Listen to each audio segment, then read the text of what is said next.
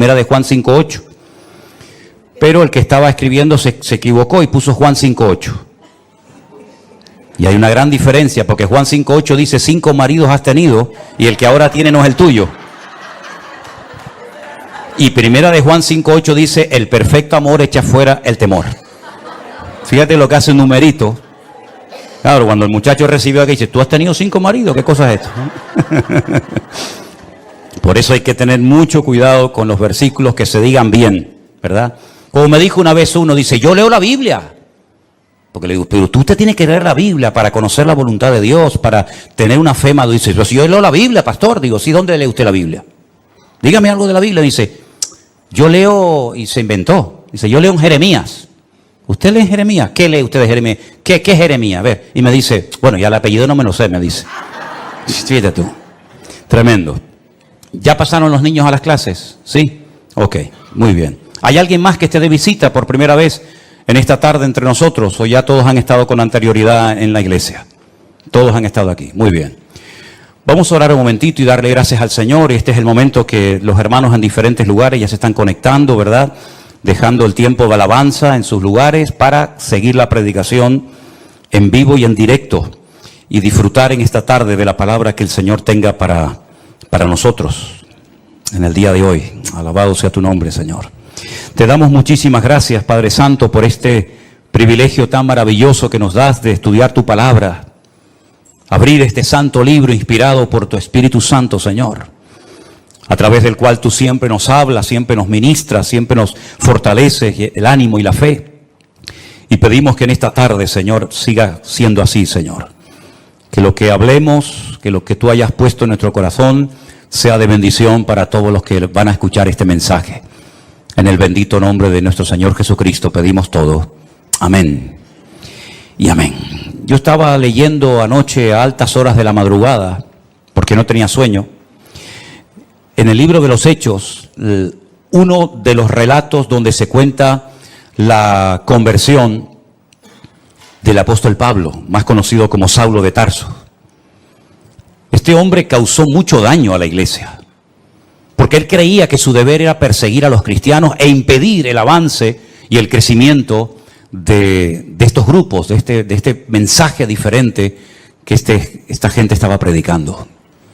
Él dice cuando se convirtió que él consideraba que este era su deber, que Dios lo había, por así decirlo, como elegido para que él impidiera que los cristianos se expandieran y para que esta secta, como se les llamaba en aquel tiempo, fuera conocida en todas partes del mundo. Dice que envuelto en este proyecto de obstaculizar, de impedir el avance y el crecimiento de este grupo, de este movimiento nuevo, él se acerca a las autoridades religiosas de su época y les pide autorización para poder viajar a otras naciones y traer a Jerusalén a personas que formaban parte de este grupo y forzarlos a renegar de su fe en Cristo. Y entonces dice que él recibe unas cartas que le autorizan a ir, por ejemplo, a Siria, concretamente a Damasco, su capital, para traer creyentes a Jerusalén y allí forzarlos y probablemente hasta torturarlos. Y vete tú también saber si hasta matarlos, para que volvieran otra vez al cumplimiento de la ley de Moisés y a todas esas cosas que sabemos. Y el capítulo 9 nos cuenta parte de su testimonio y dice la palabra de Dios que mientras él iba camino hacia Damasco, él cayó a tierra. Algo le pasó. La presencia del Señor fue tan poderosa que él cayó desplomado al suelo. Y entonces queda automáticamente ciego. Y oye una voz que le hablaba en hebreo. Y la voz le decía, Saulo, Saulo, ¿por qué me persigues? Dura cosa te es dar coces contra el aguijón. Él no entiende lo que está pasando. Él no sabe ni siquiera quién le está hablando. Y es entonces cuando él se atreve a preguntar, ¿quién eres? Y la voz le dice, yo soy Jesús, a quien tú persigues. Se queda realmente sorprendido, pierde la capacidad de poder moverse libremente porque ha quedado ciego y dice que está 3 días sin comer ni beber absolutamente nada.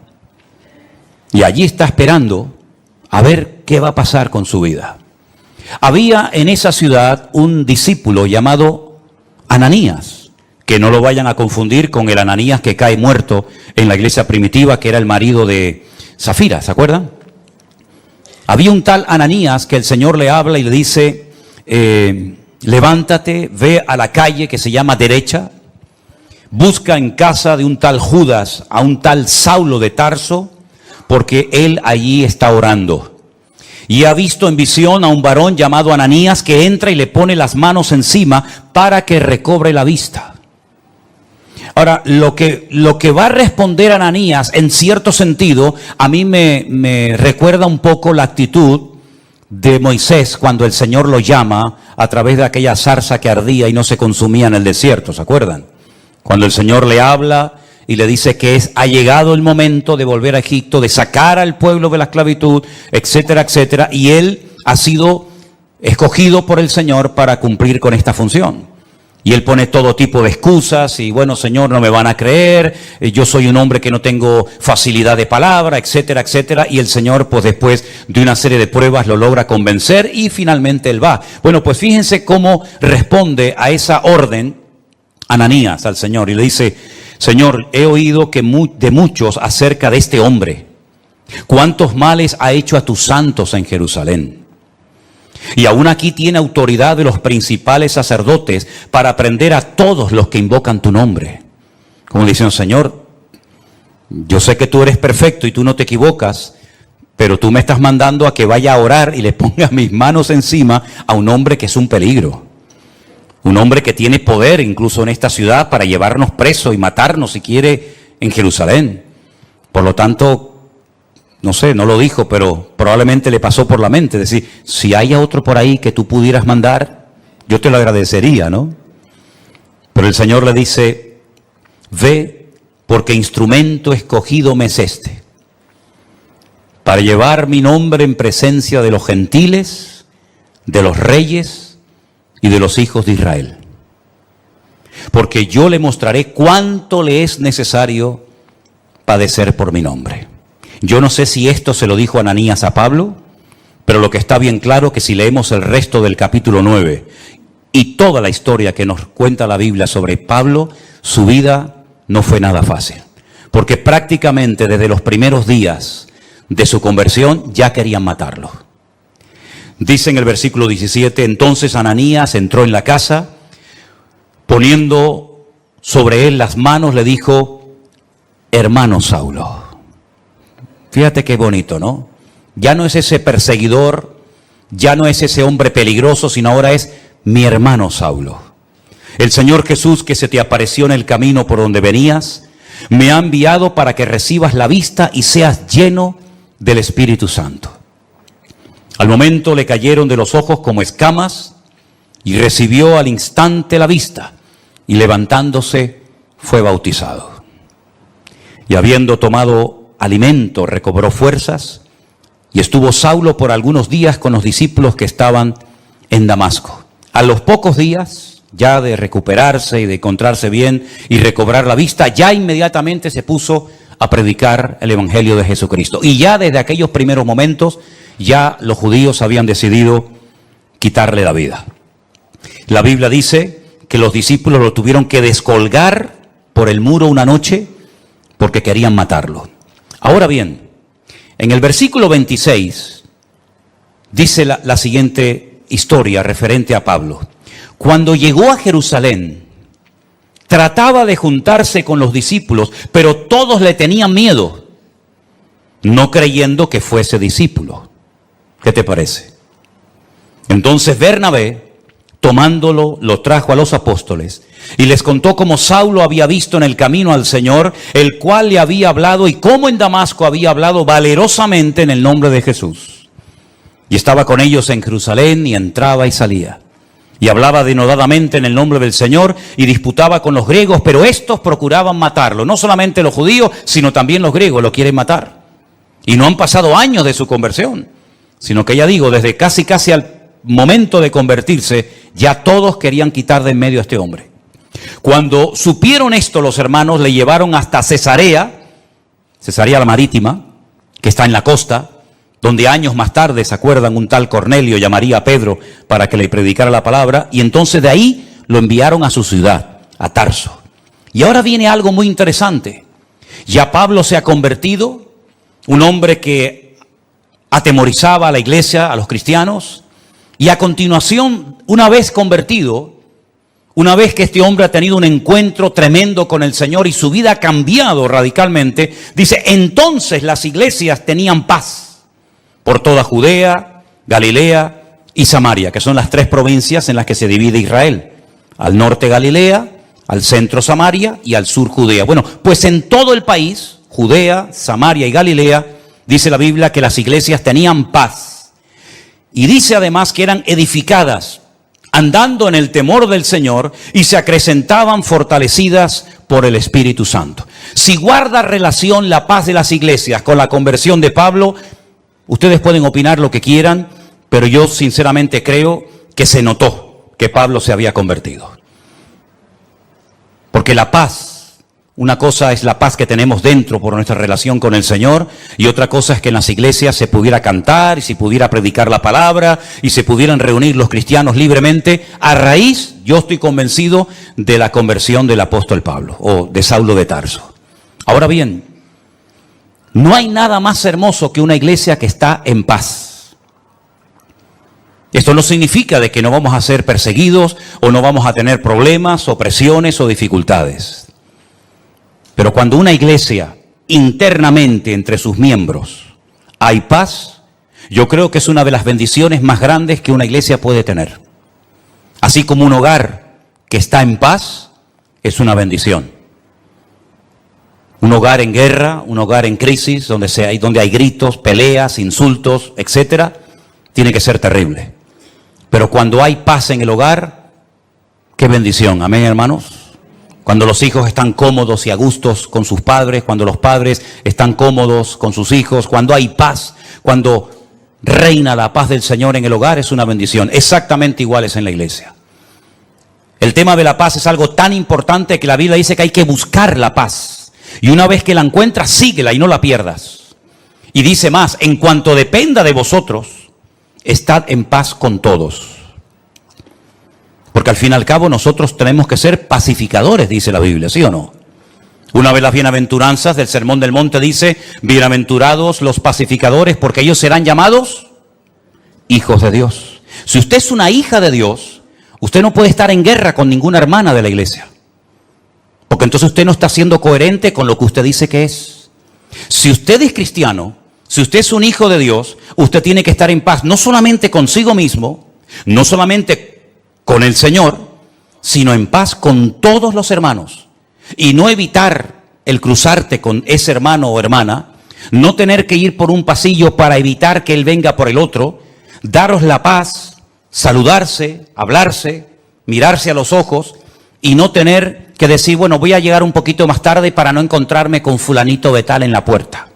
Y voy a salir un poquito más antes, ¿verdad? Un poquito antes, para no tener que despedirme de este y de aquel. Si usted está viviendo así, usted está en desorden, hermano. Porque esa no es la voluntad de Dios. Digo, hermano, incluyendo al género femenino. Todavía nosotros creemos en eso. Yo sé que por allá afuera, ¿verdad? Pero aquí cuando decimos, hermanos, vivamos en paz, me refiero a todos, absolutamente, hombres y mujeres. Y tenemos que hacer todo lo posible para mantener la paz, el vínculo de la paz. La paz no la producimos nosotros, la paz es parte del fruto del Espíritu Santo que mora en nosotros. La paz la produce el Señor, pero la guardamos y la conservamos nosotros. Nosotros no podemos producir piñas, no podemos producir melocotones, pero sí podemos conservarlos en latas, incluso a veces durante meses o tal vez durante años. Exactamente es igual. Usted tiene que estar en paz consigo mismo. Usted tiene que estar en paz con el Señor y usted tiene que estar en paz con todos los hermanos de su congregación y de todas partes. ¿Cuántos dicen amén? Y si usted opina lo contrario o está viviendo de una forma contraria, usted y yo con la autoridad que Dios me ha dado, le digo, usted está totalmente en desorden y fuera de la voluntad de Dios. Usted no puede, bajo ningún concepto, tener algo contra un hermano, venir a la iglesia, cantar, escuchar la palabra, levantar sus manos, etcétera, etcétera, Cuando usted sabe perfectamente que hay algo que usted tiene que arreglar hace mucho tiempo con ese hermano, con aquella hermana, con esta familia o con la otra familia, y usted ha ido dilatando y extendiendo el tiempo, haciéndose el sueco, como decimos por estas partes del mundo, y no dándole importancia. Sí tiene mucha importancia. Hasta el punto que el Señor Jesucristo dijo, si cuando vas a ofrecer tu ofrenda al altar, te acuerdas de que hay algo que tiene que ser arreglado, deja tu ofrenda en el altar, ve, reconcíliate primero y luego ven y presenta tu ofrenda. Pero lo primero es tu relación horizontal con los hermanos. Y después vienes, yo no me voy a ir ni me voy a cansar de esperarte, pero si tú no amas a tu hermano al cual ves, no digas que amas a Dios al cual no ves, porque la Biblia llama a tales personas mentirosas. ¿Cuántos dicen amén? Tenemos que ser pacificadores, tenemos que buscar la paz y mantenerla, tenemos que hacer todo lo posible por vivir en paz. Y si alguien no quiere perdonarte, si alguien no quiere arreglar el tema, bueno, pero por lo menos que usted cuando ponga su cabeza en la almohada duerma con su conciencia tranquila y sepa que usted ha hecho todo lo posible por arreglar el asunto, por arreglar el problema, y si no ha sido posible, por lo menos que usted diga, yo hice mi parte y ahora le dejo el tema en las manos del Señor. Pero no le quite importancia a este tema, porque no hay nada más hermoso y nada más poderoso que una iglesia en paz. Repito, no solamente con el Señor, sino también entre los hermanos. ¿Cuántos dicen amén? Cuando nosotros tenemos conocimiento de Dios y de su palabra, ese conocimiento nos compromete. El conocimiento no es para presumir, mire cuánto sé. Le voy a decir cuántos versículos de la Biblia sé o cuántos capítulos conozco. No, el conocimiento no es para eso. El conocimiento nos capacita para poner en práctica lo que hemos leído, lo que sabemos, y para poder vivir una vida cristiana práctica y no desde el balcón de la teoría, sino vivir como el Señor quiere que vivamos. Y por eso, como las iglesias tenían paz, dice que por eso las iglesias eran edificadas. ¿Cómo se edifica una iglesia? Bueno, lo primero que tiene que tener claro una iglesia, que lo que le va a dar sustento y fundamento a una congregación, a un ministerio y a una vida, es la roca que es la palabra de Dios. ¿Cuántos dicen amén? Todos conocemos la historia de aquellos dos que querían construir una casa. ¿Se acuerdan? Uno sobre la arena, deprisa, rápido, no tenía tiempo para esperar. El otro que cavó, ahondó, llegó a la roca, edificó su casa. Cuando vinieron los problemas, las turbulencias, los vientos, los huracanes, la lluvia, etcétera, una cayó y fue grande su ruina. La otra permaneció. ¿Por qué? Porque tenía fundamento. Una iglesia para permanecer en el tiempo. Un creyente para mantenerse firme contra los achaques del enemigo, las pruebas, las tribulaciones, las presiones, las críticas, todo lo que usted quiera mencionar. La única forma es que tú tengas una base, no unos deseos, no unos anhelos, no. Un fundamento lo suficientemente sólido, porque la iglesia tiene que tener personalidad y criterio propio. Yo lo dije hace poco, la iglesia, el cristianismo, está siendo atacado, nos están buscando las cosquillas por todas partes. Si no es por los niños en la escuela, es por la universidad, si no es por las leyes del gobierno, nos están tratando de provocar y pinchar y burlarse y reírse, hasta de una forma legal, ¿verdad? Pero sin embargo, una iglesia que crece, es una iglesia que sabe lo que tiene que creer, lo que tiene que practicar y lo que tiene que rechazar contundentemente, aunque no sea popular su postura. Y es que, dicho sea de paso, el cristianismo nunca ha sido popular. Si usted lo que quiere es ahora que está convertido, caerle bien a tu gente, algunos sí, pero te aseguro que a muchos no le hará ninguna gracia, ni les va a traer lo más mínimo saber que tú ahora dices que vas en serio con el Señor. No le va a hacer ninguna gracia. ¿Vas a aguantar la presión? ¿Vas a aguantar la burla? ¿O vas a pasar desapercibido? ¿O vas a marcar una diferencia como tantos y tantos hombres y mujeres de la Biblia a lo largo de la historia marcaron una diferencia porque no se dejaron arrastrar, no se dejaron corromper por la corriente de este mundo? Las iglesias eran edificadas porque sabían que Cristo le da estabilidad a la vida de una iglesia y a la vida de un creyente. Nosotros tenemos que ser muy valientes hoy en día, y perdonen que les diga, para encontrar a muchos cristianos valientes. Y valiente no es venir a la iglesia, eso no tiene ningún acto de valentía, por lo menos en Europa. A lo mejor habría que tener mucho valor para ir a una iglesia en otros países donde hay persecución, pero para entrar por estas puertas, ¿qué valentía tienes que tener? Ninguna. Para leer la Biblia no hace falta ser valientes, por lo menos hoy por hoy, hoy en día en Europa o en países que nos están viendo ahora mismo. Pero yo cuando hablo de valentía, hablo de tomar decisiones, de estar dispuesto a jugármela por el Señor. Hemos dicho durante años cosas que yo después compruebo a la luz de la realidad, que son simplemente teorías y opiniones. Lo primero en mi vida es el Señor. ¿Seguro que lo primero en tu vida es el Señor? ¿Tú estás seguro de eso? ¿Tú estás plenamente convencido que el justo por la fe vivirá? Entonces, ¿por qué no vives por fe? Si eso es verdad y tú lo crees, ¿por qué te agarras tanto a lo que tienes y no a lo que eres en el Señor?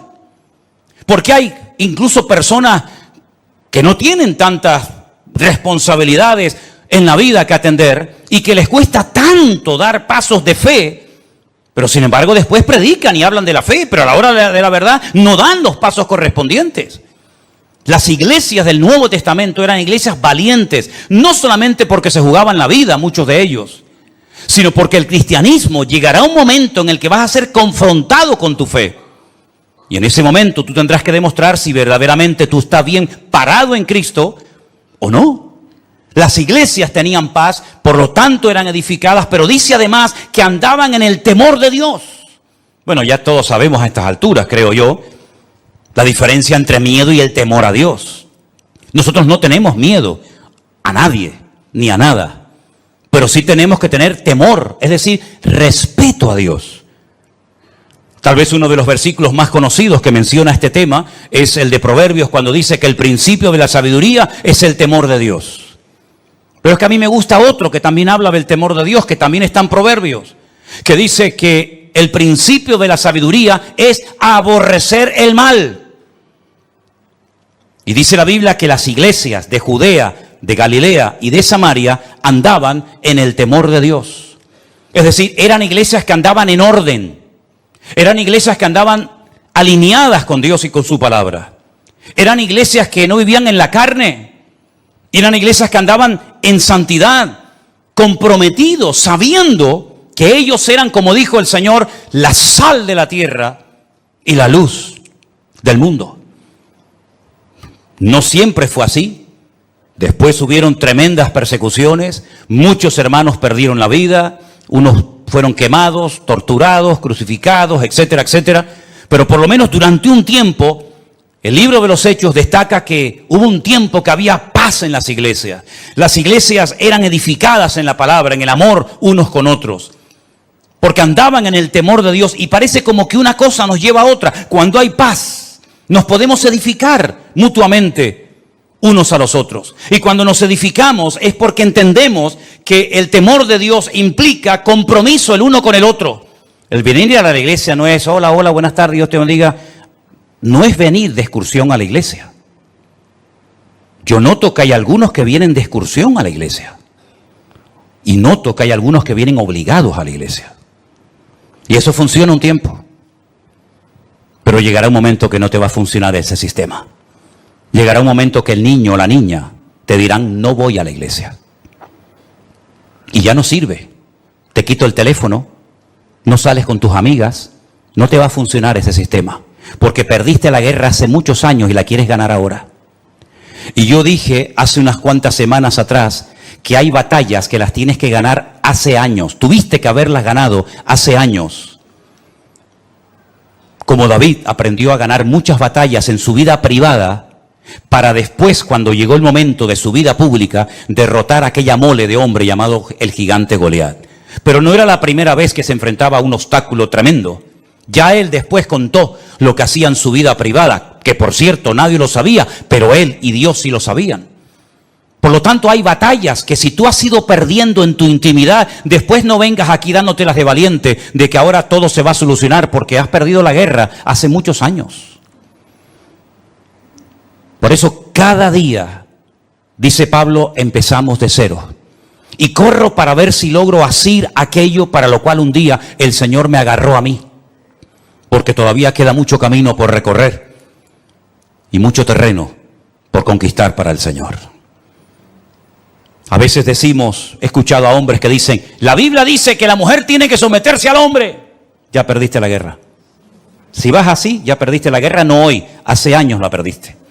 La Biblia dice, los hijos tienen que honrar a sus padres. Y si subes el volumen para darle como más fuerza a tu argumento, hace años que perdiste la guerra. Ya ni usando el versículo te funciona. Porque no es por presión, es por convicción. ¿Tú te has asegurado de que tus hijos han nacido de nuevo? Porque si no han nacido de nuevo, ¿cómo lo vas a obligar a venir a un sitio donde Cristo y su palabra es la prioridad? Si tú has perdido la guerra en tu familia y en tu vida privada, en tu vida pública, tarde o temprano, saldrá a la luz tus derrotas personales. Por eso, queridos hermanos, si no somos capaces de andar en el temor de Dios, ¿qué es el temor a Dios? Pongamos ejemplos prácticos. El temor a Dios es tener respeto a las cosas de Dios. El saber que aunque nadie me está mirando, aunque nadie me está observando, eso que estoy haciendo en ese momento, eso que estoy mirando en ese momento, no es la voluntad de Dios. Y no necesito a alguien que me fiscalice, no necesito a alguien que me haga sombra o me ponga encima su mirada para decir, ay, perdón. Porque yo sé que los ojos del Señor me están observando 24 horas al día. Y el temor de Dios funciona debería de funcionar cuando estoy acompañado y cuando estoy solo. Y ese era uno de los secretos del crecimiento numérico y cualitativo de la iglesia en aquellos tiempos. Que andaban en el temor de Dios, sabían que hay cosas que no le agradan al Señor. Y déjenme que les diga algo. En aquellos tiempos, por lo menos en este momento, no todo el mundo tenía como tú y como yo una Biblia en la mano. Porque eso de tener una Biblia en la mano completa, desde lo que Dios le decía a Moisés, lo que Dios le revelaba a David en aquellos hermosos salmos, lo que el Señor le reveló a Juan en la isla de Patmos en cuanto al futuro, lo que Pablo daba como instrucciones a las iglesias de Corinto, de Éfeso, de Colosa, de Filipo, etcétera, toda esa instrucción, toda esa enseñanza, toda esa sabiduría, toda esa colección inmensa de palabras reveladas e inspirada por Dios, eso es un privilegio que durante siglos y siglos millones de hermanos nuestros no tuvieron.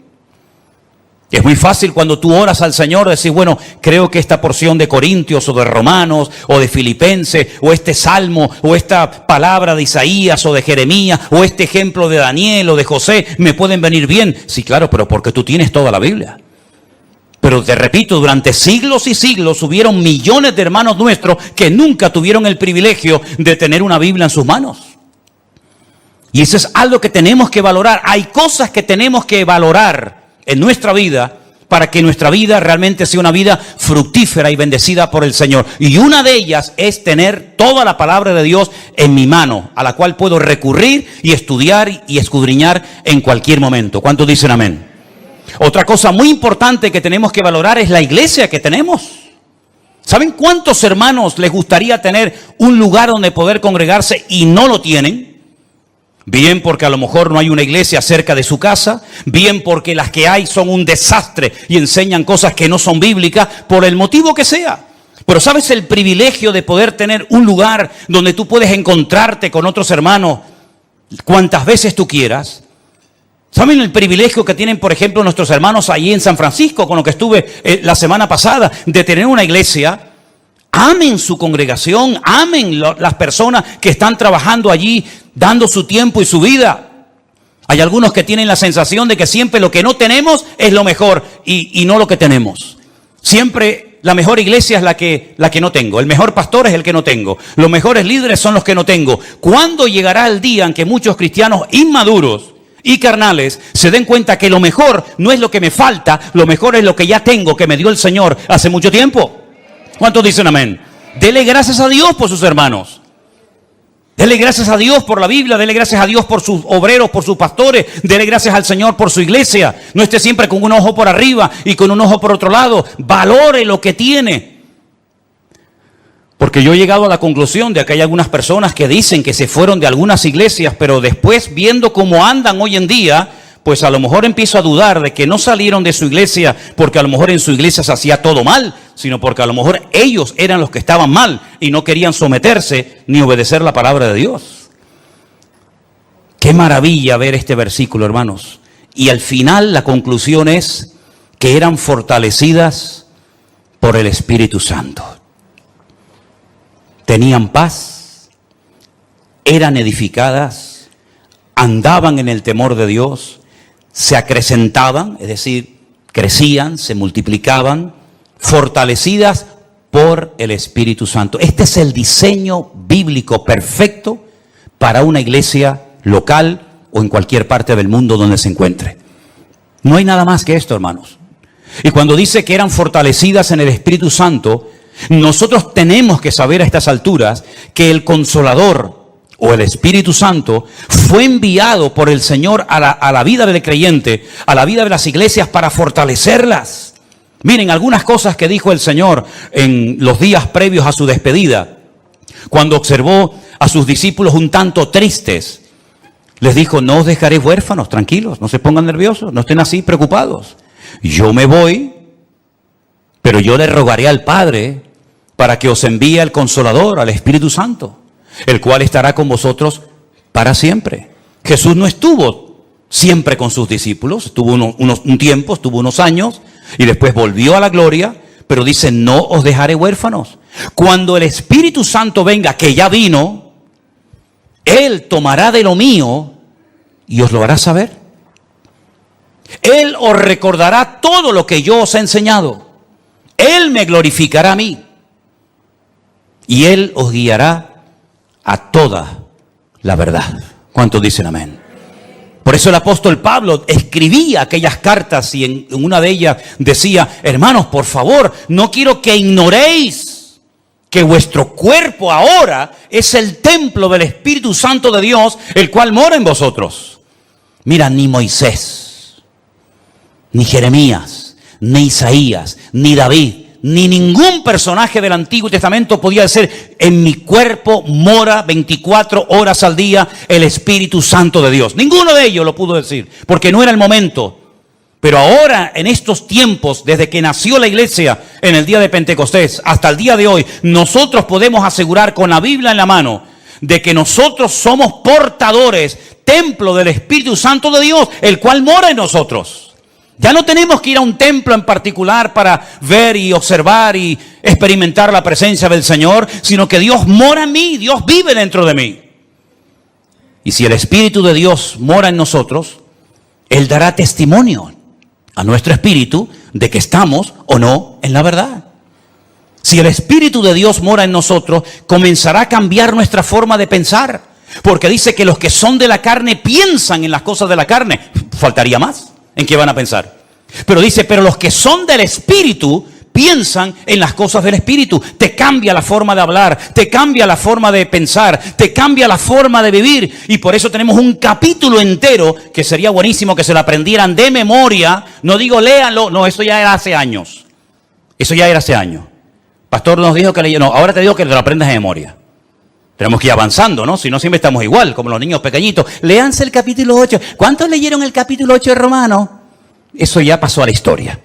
Ahora usted tiene toda una semana para aprenderse un capítulo entero de la Biblia. Y lo puede hacer perfectamente, ¿eh? Porque yo cuando veo a gente que está estudiando medicina y se tienen que aprender miles de términos y miles de medicamentos y lo hacen, ¿cómo no nos vamos a aprender nosotros? Además, cuando contamos con la ayuda del Espíritu Santo de Dios, ¿sí o no? Pues entonces, aprenderse esta semana de memoria Romanos capítulo 8. ¿O no se aprendieron ustedes Salmo 91 durante el tiempo de la pandemia? Pues ahora Romanos 8. Y Romanos 8 nos dice cómo vivir en el Espíritu. Si usted ve que su vida no va bien, si usted ve que algo siempre hay, es porque a lo mejor no está poniendo en práctica lo que dice Romanos 8. Porque Romanos 8 es la enseñanza, es el diseño divino para la vida de una iglesia hoy en día. Vivir en el Espíritu de Dios. Y entonces te vas a dar cuenta de que hay tentaciones que ya no te vienen, cuando antes te venían todos los días. Pero porque has ido matando el deseo de la carne, lo has ido matando de hambre. Y has comenzado a alimentar la nueva criatura, la nueva obra que el Señor ha hecho en ti, y te vas a dar cuenta de que ahora tus deseos han cambiado. Antes lo que te dominaba ya te da, perdonen, hasta asco. ¿No les ha pasado a ustedes eso alguna vez? Yo he conocido fumadores, yo nunca fui un fumador. Yo me habré fumado 2 cigarrillos en toda mi vida, o 3 o 4, yo qué sé. Pero hay gente que fue fumadora, pero fumadora de estos de verdad. Que me dicen: a mí se me pone una persona hoy en día que fuma a mi lado y me da asco. Y tú, a ti te da asco. Pero si tú antes te daba, ya, o digo fumar, perdonen, parece como que siempre el pecado más grande es el de fumar. Bueno, digo criticar, o digo beber, o digo cualquier otro. Cuando tú verdaderamente estás empapado y enamorado del Señor y tienes tus ideas claras y estás alineado y centrado en el Señor y andas no por impulsos, por emociones, por sentimientos, sino andas fortalecido en el Espíritu y por el temor de Dios, te vas a dar cuenta de que tus gustos han cambiado. Hay músicas que no te van a gustar porque le ofenden y le molestan al Espíritu Santo que mora en ti. Pastor, es bueno que yo oiga esto o lo otro. Digo, usted es cristiana, ore al Señor y ya verás lo que el Espíritu Santo te dice a tu corazón. Es más, si estuviéramos más llenos del Señor, no haríamos tantas preguntas. Estoy convencido de ello. Porque el Espíritu que mora en nosotros nos pondría en nosotros el anhelo de Cristo para hablar, para pensar, para vestirnos o para lo que sea. Cuando usted se pone en el espejo, pregúntale al Señor, Señor, ¿cómo me ves? ¿Hay algo que no te gusta de mí? Y yo te aseguro que si tú eres sincero contigo mismo, el Señor te va a decir, quítate ese pendiente de la oreja, bobo. ¿Qué haces tú con eso? ¿Qué haces tú con eso? Ay, perdón, Señor. ¿Y para qué te estás pensando en poner un tatuaje? No, pero me voy a poner, esfuérzate y sé valiente. Déjate de tatuaje y vive esforzado y valiente. Porque te lo puedes poner en el brazo, pero después puedes ser un pelele y un machango. Así que déjate de tanto tatuaje y tanta bobería. Señor, ¿y yo puedo ir a la playa y quitármelo de arriba para ponerme morenita? Tú te vas a dar cuenta que cuando tú estás alineado con el Señor y fortalecido en el Espíritu y andando en el temor de Dios, hay muchas cosas que tú dices, oye, yo no sé lo que me pasa, pero ya no tengo deseo de hacer aquello, o de ver esto, o de tocar lo otro. ¿Por qué? Porque el Espíritu que mora en vosotros os anhela celosamente, dice la palabra de Dios. Y si no, miren ejemplos en la Biblia de personas que nunca jamás leyeron la Biblia y decían, eso no lo podemos hacer, porque eso no es la voluntad de Dios. ¿Y dónde lo habían leído? No hace falta leerlo. Tenían tanta comunión, estaban tan alineados con el Señor que sabían lo que a Dios le agradaba y lo que a Dios le desagradaba. Así de claro.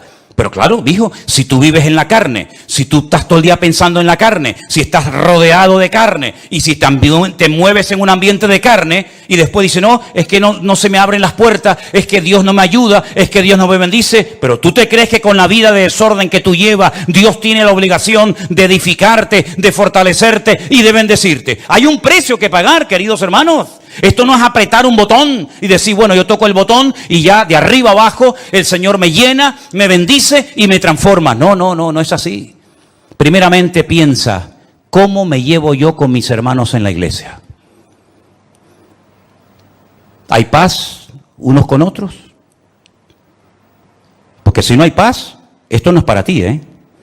Esto no es para ti. Tendrás que pasar hoy, aceptar al Señor, pedir perdón y arrepentirte.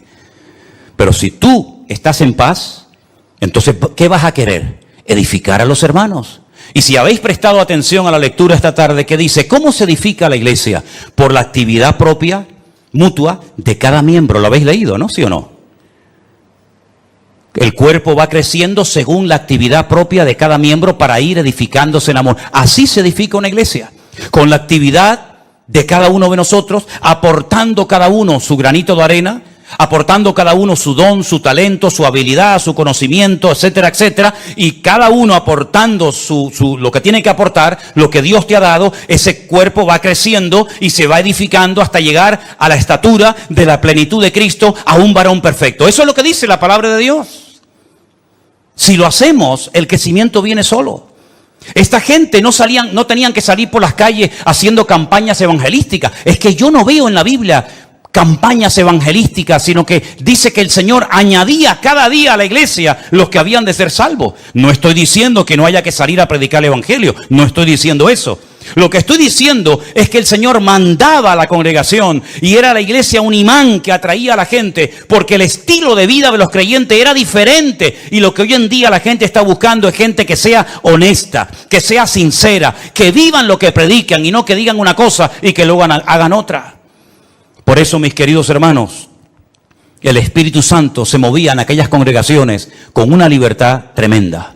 ¿Por qué? Porque donde hay santidad, donde hay orden, ahí se mueve el Espíritu de Dios.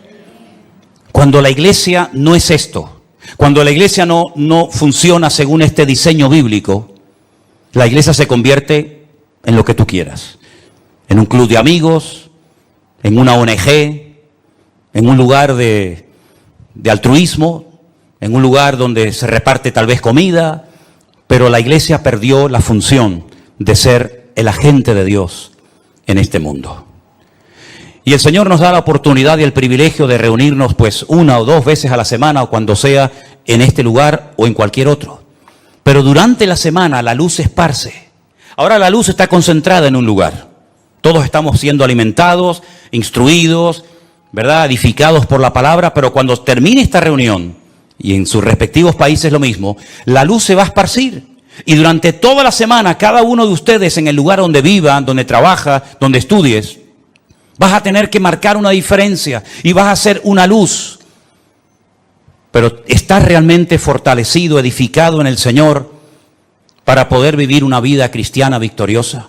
Porque si tu vida cristiana depende única y exclusivamente de un culto, yo no sé cómo aguantas, sinceramente. Yo no sé cómo puede aguantar un creyente viviendo única y exclusivamente de cultos. Eso es muy complicado. Tú tienes que tener tu propia comunión y tu propia relación con el Señor cada día. Porque aquí dentro, no digo que no se te presenten tentaciones, porque a veces hay algunos o algunas que vienen con otras intenciones, pero digamos que las tentaciones grandes no están dentro de la iglesia. Seamos sinceros. Las tentaciones, las presiones, etcétera, etcétera, está allá afuera.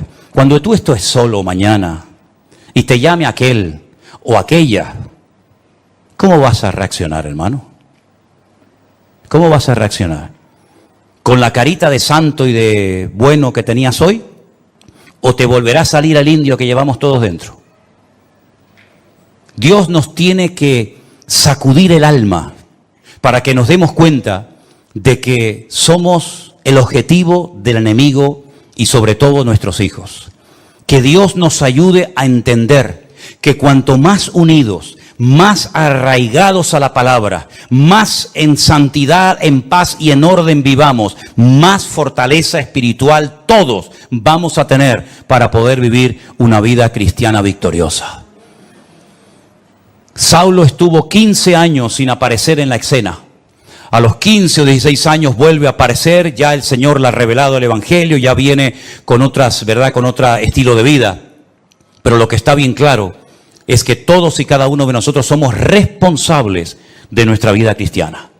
Usted no puede depender de cultos, no puede depender de pastores, usted tiene que depender única y exclusivamente de su relación con el Señor. Mi pregunta es, y concluyo, ¿está usted en paz con el Señor? ¿Y con usted mismo? Porque hay gente que está enfadado con ellos, ¿sabían eso? Hay gente que no se soporta, no se aman. ¿Y cómo va usted a amar al prójimo si al prójimo hay que amarlo como a ti mismo? Hay gente que está enfadada con ellos mismos. No le gusta su cuerpo, no le gusta su gordura, no le gusta su delgadez, no le gusta su altura, no le gusta no sé qué. Están enfadados, están con problemas personales terribles. Y llevan años arrastrando, y mira cómo estoy, y mira cómo no estoy, y mira el granito aquí, y mira el granito allá, y mira que no sé qué. ¿Ya te has aceptado a ti misma? ¿Sí o no? Yo me acepté a mí mismo hace muchos años, No tengo ningún problema personal conmigo mismo. Estoy en paz con Dios, estoy en paz conmigo mismo, pero en lo que tenemos que esforzarnos cada día es estar en paz con todos los hermanos, ¿sí o no? Esa es nuestra obligación. No va a venir el arcángel a decir, vete a hablar con ella, llámala aparte, vete allí, arriba, abajo, y arregla este tema antes de que te vayas de la iglesia. Es una vergüenza que hay creyentes que a veces tienen una oportunidad en un culto para arreglarse con un hermano y no aprovechan la oportunidad y se van. Y si te hubieras muerto durante la semana, te vas de este mundo con la pena de no haber arreglado la situación con este hermano o con esta hermana. Es nuestra obligación, es nuestro deber, ¿verdad? ¿Estás edificándote en el Señor cada día? ¿De qué estás comiendo, mi hermano? ¿Qué estás comiendo? ¿Qué estás alimentando tu alma? ¿Con la palabra de Dios, con buena literatura cristiana, teniendo comunión con el Señor y con su palabra? ¿Estás comiendo sanamente o estás comiendo basura? Ustedes saben que se ha puesto de moda la comida basura, es la más rápida, ¿no? Ay, hermano, me invitaron unos hermanos a comer un potaje en su casa. Qué diferencia comerte un buen potaje a comerte una birria de hamburguesa. Hazme el favor. ¿Estás comiendo bien espiritualmente hablando? ¿Estás comiendo bien? Es tu obligación, no la mía, es la tuya. ¿Estás fortaleciéndote en el Señor? ¿Estás andando en el temor de Dios?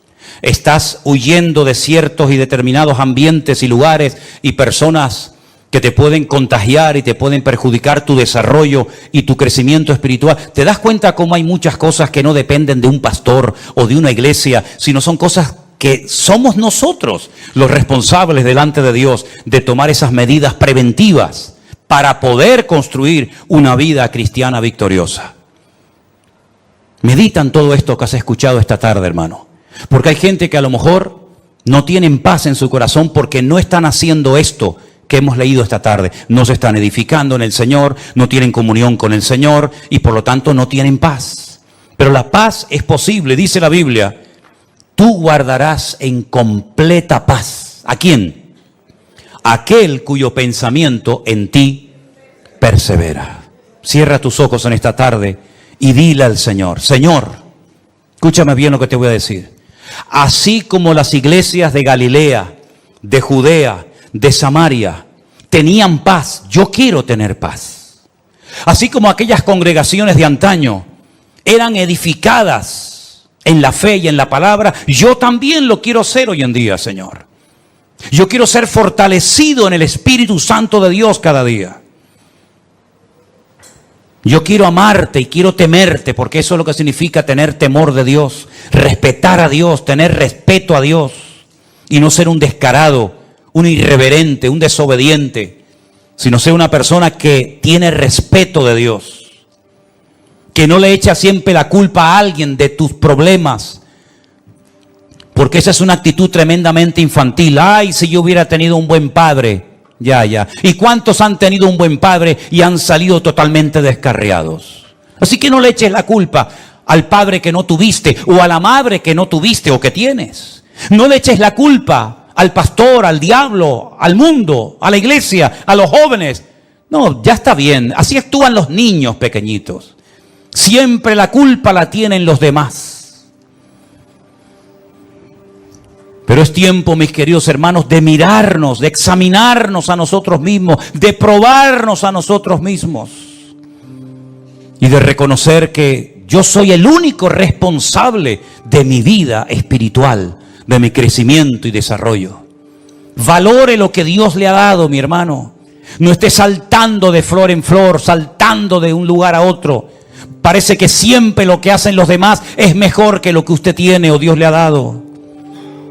Y si el lugar en el que usted está dice que no tiene lo que tienen otros, pues ya sabe lo que tiene que hacer: aportar, colaborar, integrarse. Y de esa manera usted podrá aportar lo que dice que no tenemos. Madurez, valentía, crecimiento y desarrollo espiritual es lo que necesita urgente la iglesia del Señor hoy en día. Ya basta de ese cristianismo superficial, con una falta de compromiso total y absoluta. Hermanos, nosotros, dice la Biblia, estamos completos en Cristo Jesús. Usted está completo en Cristo Jesús. Solamente tienes que echar mano de lo que Dios te ha dado hace mucho tiempo. El mismo Espíritu de Dios que moraba en Cristo Jesús, nuestro Señor, es el mismo Espíritu que mora ahora en ti. Ni más ni menos. Por eso dice la Biblia que el Espíritu que levantó a Cristo de los muertos vivificará vuestros cuerpos mortales por su Espíritu que mora en vosotros. Escuche bien esto: el mismo Espíritu que ungió a Jesús, el mismo Espíritu que guió al Maestro, el mismo Espíritu que Él dijo: el Espíritu de Dios está sobre mí y me ha ungido para dar vista a los ciegos, para dar libertad a los cautivos, para pregonar el año agradable del Señor. Ese mismo Espíritu ahora mora dentro de usted. El mismo, la misma unción, la misma autoridad, el mismo poder. Use, eche mano Como decía Pablo a Timoteo, echa mano de la vida eterna. Usa lo que Dios te ha dado. Aviva el fuego del don de Dios que está en ti. No lo apagues.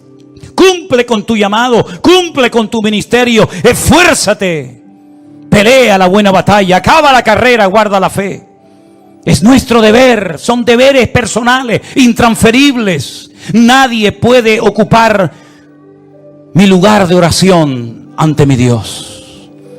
Alguien puede orar por ti, pero si tú no oraste ese día, te lo perdiste. Nadie puede ocupar esa banca, esa silla donde tú estás sentado más que tú. Porque un día Cristo se apareció en un culto y faltaba uno, y fue el mejor culto de todos, porque se apareció nada más y nada menos que el resucitado, victorioso y glorioso, el Rey de Reyes y Señor de los Señores, y Tomás no estaba. Nadie puede leer la Biblia por ti. Nadie puede evangelizar por ti. Otros podrán hacer algo parecido a ti. Pero tus deberes, eres tú el responsable de cumplirlos. Ni papá, ni mamá, ni la esposa, ni el marido, ni los hijos, ni el pastor, ni la iglesia. Tú eres el responsable. Es como si tú mañana no vas a trabajar. Tal vez el jefe puede llamar a otro, pero tu deber era haber estado allí. Así que, mi querido hermano y amigo, como le dijo el Señor a Ananías, levántate y ve a orar por Saulo de Tarso. Es que es un hombre peligroso. Levántate y vete a orar por Saulo de Tarso. Es que he oído de muchos males que ha hecho a tus santos en Jerusalén. Levántate y ve a la calle derecha. Pon las manos sobre él para que recobre la vista. Ananías, déjate de excusas. Levántate. Y como dice la palabra, y lo dijo Saulo de Tarso, es hora de levantarnos del sueño, porque la noche está avanzada y se acerca el día. Señor, gracias por tu palabra. Queremos ser esta iglesia de la cual se habla aquí en tu palabra. Iglesias fortalecidas en el Espíritu. Iglesias que andan por el temor de Dios. En paz, los hermanos unos con otros, sin guerras, sin peleas, sin murmuraciones ni divisiones internas. Queremos, Señor, vivir conforme a tu diseño en nuestras vidas. Que tú tomes posesión de todo nuestro ser y que en estos tiempos difíciles en los cuales nos ha tocado vivir, podamos ser la sal y la luz del mundo. Sabemos que la tierra ya está dando esos dolores de parto tremendos. Cada vez serán más frecuentes y más dolorosos. Y aunque el hombre natural no puede entender lo que está sucediendo, el hombre espiritual sabe qué está sucediendo. Y algunos dicen, ¿por qué? ¿Y por qué? Y yo digo, ¿por qué no? No es por qué. Sabemos para qué el Señor está permitiendo todas esas cosas en países donde se prohíbe su palabra, en países donde persiguen a los cristianos, en países donde se dice en un libro sagrado que tienen que Cristo no es el Hijo de Dios y que no murió en una cruz y que no resucitó, ¿no? Pues muy bien, no quieren andar a las buenas, serán sacudidos como la higuera, hasta que caigan de rodillas y reconozcan que el único que puede traer paz es aquel que murió y resucitó al tercer día y está próximo a venir otra vez a este mundo. Recibe la gloria, mi Señor. Aleluya. Sigue obrando, aunque el mundo se burle y se queje, sigue sacudiendo a las naciones de la tierra, para que crean que tú eres el camino, la verdad y la vida. Aleluya. En el nombre de Jesús. Amén. Nos ponemos de pie, amados. Aleluya, Jesús. Te adoramos. Levanta tu mano al cielo y adora al Señor, Jesús. Adoren al Señor, hermanos queridos. Él está aquí con nosotros ahora mismo. Aleluya. Santo tu nombre. Aleluya. Te adoramos, Señor. Digno eres. Digno eres, Señor. Sigue obrando, Jesús. Sigue obrando, Señor. Siga hablando, Señor, siga hablando. Oh, Jesús, gracias. Oh, gracias, Señor. Gracias, Señor. Te adoramos. Oh, gracias. Gracias, Señor Jesús. Aleluya. Y más de ti. Sí, Señor. Gracias, Jesús. Te adoramos, te adoramos. Oramos, Señor Jesús. Aleluya.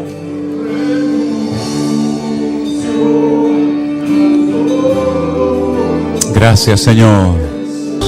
Quisiera yo aprovechar también la oportunidad para recordarles a todos que el mes que viene todas las hermanas de la iglesia están invitadas a un mini retiro que van a llevar a cabo en el Puerto de la Cruz, ¿verdad? Tienen que anotarse. Tienen que anotarse. Ahí están los datos, la fecha, guardando tu corazón. Yo espero que las hermanas de la congregación puedan asistir, ¿verdad? Y disfrutar de este tiempo especial que el Señor les va a permitir tener el día 13 y 14 de octubre, Dios mediante. Quiero también anunciar que el próximo congreso nuestro como iglesia se va a llevar a cabo en esta ocasión en la ciudad de Alicante. Durante 2 años lo hemos hecho en un hotel en un pueblecito de la provincia de Toledo llamado Los Llévenes. Como ya no cabemos en ese lugar y como ya no hay espacio para todos, el Señor nos ha provisto de un nuevo lugar en la ciudad de Alicante, un poquito a las afueras de la ciudad.